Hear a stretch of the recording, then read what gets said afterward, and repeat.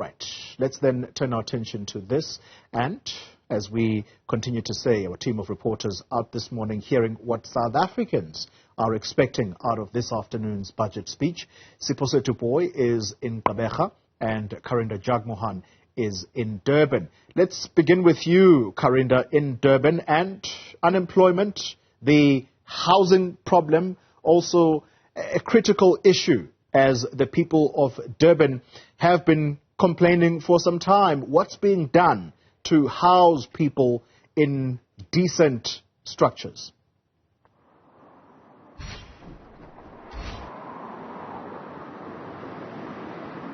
Indeed, good morning, Oli. Well, the issue of informal settlements mushrooming across the city of Durban is a drastic one, especially considering that many people live in spaces that have little dignity. My colleague Lungelo Zungu will show you here in Overport, just near the Durban CBD, a number of informal settlements built on a small hill that is close to collapsing. If we see another bout of heavy rains, these homes will be among the worst affected. And many of the people who've moved here have come to the city for job opportunities, which are becoming hard to find essentially because of the economic crisis currently. Now, earlier we were speaking to Siphosethu Booi, the leader of Abahlali Basemjondolo. It's a movement to represent people who live in informal settlements, a shack dwellers movement essentially. And he said that it was quite disappointing to make repeated calls for an urgent need for land for people, but as well as more dignified services in areas where people are forced to live in homes like informal settlements. Take a listen to what Siphosethu Booi had to say.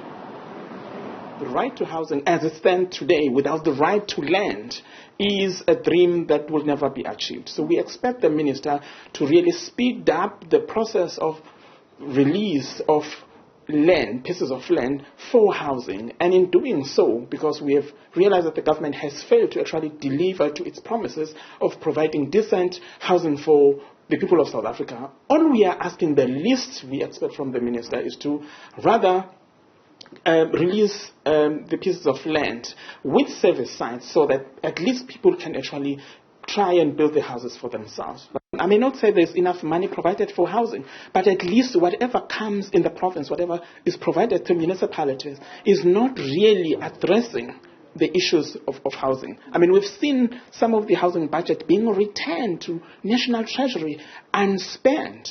So because municipalities want to play the tender game of really wanting to award housing tenders to their friends, to their comrades, which is why we will continue to face this problem. So all we are saying is that the minister should not just announce money and commit money to housing, but the minister needs to act further than that.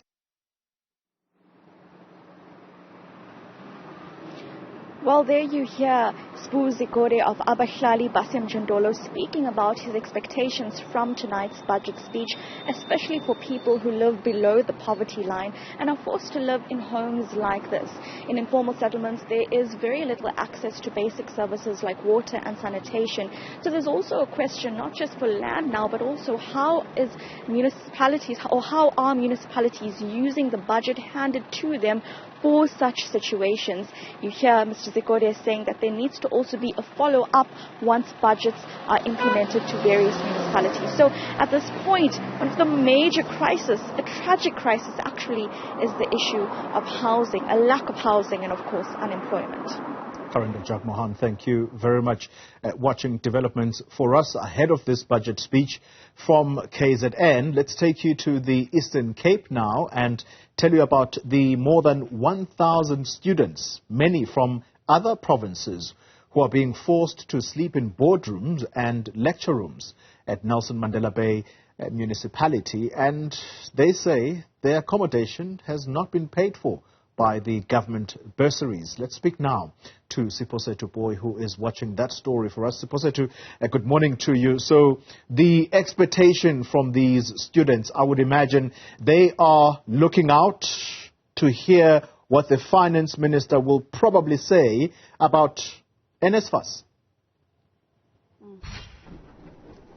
Definitely, Xoli. And you will remember that, of course, the 36.2, if I'm not mistaken, billion rands was promised by the minister that it will be plowed back to the NSFAS funding as far as that is concerned. And you will recall, Xoli, just after the 2015 Fees Must Fall protests, students across the country have been calling for free education. But to speak to us about the recent developments as far as the mass meeting that the students here at the University of the Nelson Mandela Bay will be holding now at 10:30, seeks to speak to some of those issues as far as registration is concerned, including accommodation. And I'm going to be joined now by EFFSC convener, Mr. of course, Umakwele. But thank you very much for your time once again. Please speak to us about just some of the issues that I've highlighted, the issue of registration and the issue of funding as far as some of these students are concerned. Some are first-year students, some postgrads. Speak to us about some of these difficulties that these students are faced with here.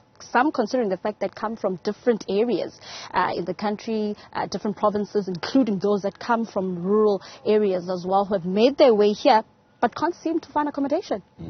Thank you, my sister. You're speaking to Eva from the FFSC. The only reason we're here today, we have called for a mass meeting, is because of the persistent arrogance from the university to exclude black students from accessing Nelson Mandela University. As we speak today, we have more than 7,000 students who have not yet registered. We have quite thousands of students who are still on the reserve list.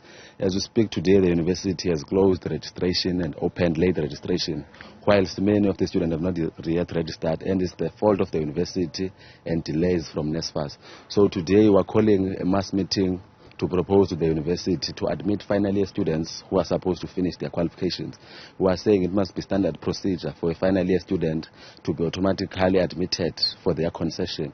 We are saying it cannot be that students are not going to be funded for accommodation because of a new rule from NSFAS. If you remember, there's a new 60 credit rule from NSFAS which says students who have less than 60 credits will only be covered for tuition and not for accommodation.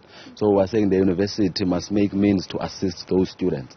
The university must open residences. There are a lot of residences here on campus that are not occupied by students. So the university must give space to those students. We have squatters all over campus. If we can take you around, students are squattering. First years, my sister, who have no funding issues, is still today, they have not been placed. They do not have res, but they have funding. Funding is covered, everything is covered, but the university has not placed those students. Classes have commenced, those students are still at home. So that's why we're saying today we've decided to call a mass meeting so that we get a perspective from the students, we get a mandate from the students. That if a student want us to take this route, that's the route we're going to take. And by the way, we're not happy without the university has been. We're aware that they are sitting at a Senate meeting, but we do not have hope in that. There's no solution that is going to come out. It's just a group of friends who are going to meet over tea and bring no solution. Even the minister, we've long lost hope. It's just their petty politics of the ANC. Yes, definitely. I was going to speak to you guys about that as well. I mean, Finance Minister Enoch Godongwana is going to be speaking today. Surely you guys want to hear something when it comes to the issue of funding. What are your expectations as far as the NSFAS situation is concerned? We don't want to listen to Godongwana. We're not even going to watch that thing. What we want from him, he must allocate funding. That's what we want. Allocate funding for free education. He must allocate more money to NSFAS so that all these funding issues can be addressed. Otherwise, we don't have hope in him. Shem, as a human being, as a minister, we have lost hope in Godongwana. Speak to us then about what the conversation has been with the management with regards to the issues and the grievances that you guys have spoken to them about and addressed to them. What has been some of the solutions that they brought forward? The management hasn't brought any solutions, despite that we went forward and engaged them. We proposed on the issue of accommodation that this student of 60 credit is a new issue. The university still knew it, even us who are still new to it. So we're saying to the university, courses that can be offered online, the university must offer those courses online, where a student is not covered for accommodation, but the university must provide with them data and all the necessities. In a case where a student cannot study at home, there must be exemption, they must be accommodated by the university until we address this issue of 60 credits. We are saying to the university, there are a lot of unfunded postgraduate students. The university must open rooms here on campus. There are a lot of rooms. Postgraduate students must be accommodated. So that's our stance. So the university is very arrogant. They are not even willing to meet us halfway.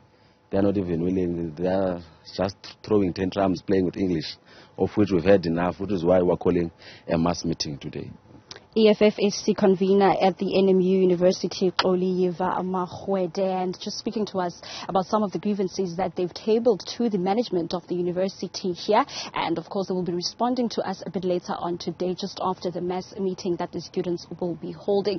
More news after the break with Xoli Mgambi.